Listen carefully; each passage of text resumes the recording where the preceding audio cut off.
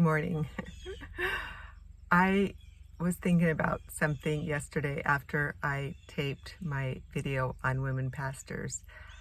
We didn't go to church yesterday because Ken and I weren't feeling that great. I was in bed kind of all day on Saturday. He woke up with a sore throat yesterday, so we just decided not to go to church. We didn't want to get anyone sick. But after church was over, I ran over to the little church near us. And you go through the basement because I wanted to get some more library books. I read a lot up here. I don't watch TV, and we don't have very good self-service at the cabin, so I read a lot.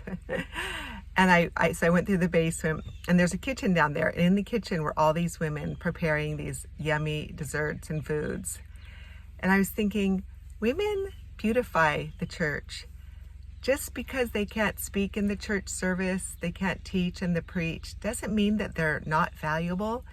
It's the women who put the beautiful flowers in front of the pulpit every week. It's the women who usually are playing the piano or the organ. They're in the choir singing, dressed beautifully.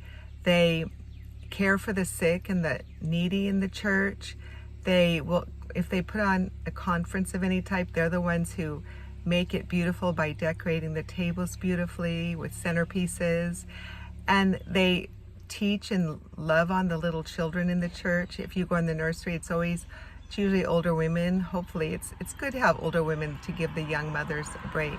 It's the young older women caring and loving for the children. And we are, our role in the church service is to learn in silence with all subjection. And that's never bothered me. None of God's commands ever bother me, and I hope none of them ever bother you women. We should love God's commands. They're for our good. Leaders are held for a lot more responsibility, a lot more accountability, because they are in authority, and we don't have that burden as being leaders of the churches. So we can just sit back and listen and learn and worship the Lord and be thankful that we have godly preachers and pastors and elders and deacons that are men who are leading our church in a God-fearing way, who love God and His Word. And we can just, minister to the people in our church.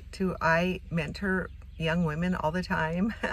Right before I left, I had one of my friends come over. She's actually the one who helped propel me into my ministry almost 20 years ago. She asked if I would have her daughter and daughter-in-law over to help teach them how to make bread and my salad and other things and just talk with them. And I said, sure, I'd love to. Both of them are pregnant. They both had they're adorable young women, very pregnant. And I had a big salad for them, my salad dressing. I showed them how to roll my bread and prepare it for rising, and just talk to them about, so we had a good lunch together, and I roasted a chicken, and we just had a great time together discussing things. I answered any questions they had on marriage and on raising children. And it was just a beautiful time together. We beautify our homes. We keep our families healthy. We bear children and raise them for the Lord. Our role is so beautiful. Just because God hasn't given us roles of authority doesn't mean that He doesn't have an incredible, beautiful, wonderful purpose for us. In fact, we were created because it wasn't good for man to be alone. God saw that it wasn't good for man to be alone. He needed a helpmeet. So He created us for our husbands. And then He gave us the beauty of sex to be fruitful and multiply. That was the original design for becoming one flesh, is to not only enjoy each other, but to be fruitful and multiply. So our role is beautiful, women.